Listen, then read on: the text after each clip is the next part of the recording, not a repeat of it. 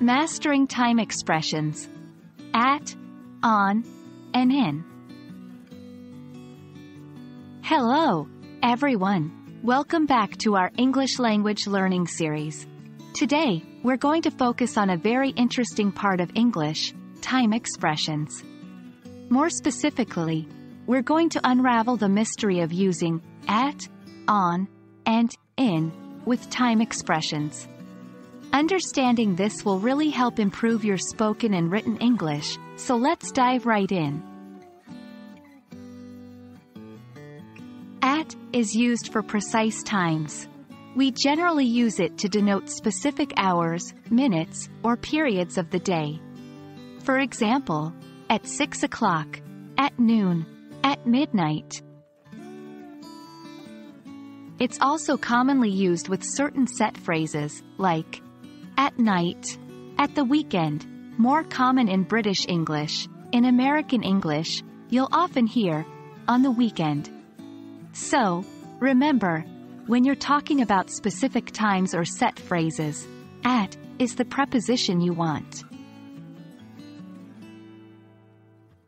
We switch gears to on when we're talking about days and dates. Here are a few examples. On Monday, on my birthday, on New Year's Day. A helpful tip to remember when to use on is that it generally precedes singular days and dates. So next time you're talking about a particular day or date, make sure to use on. Lastly, we use in for non-specific times during a day, a month, a season, or a year. In is your go-to preposition when you're not speaking about one specific moment, but rather a longer period of time. Here are a few examples. In the morning, in the summer, in 2022.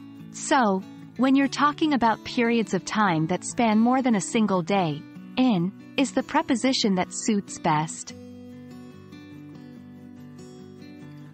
That wraps up our lesson on time expressions with at, on, and in.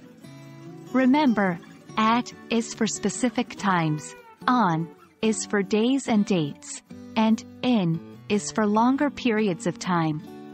It might seem a bit confusing at first, but with practice, it'll become second nature. Thank you for joining me in today's video. Keep practicing and I'll see you in our next English learning adventure. Happy learning!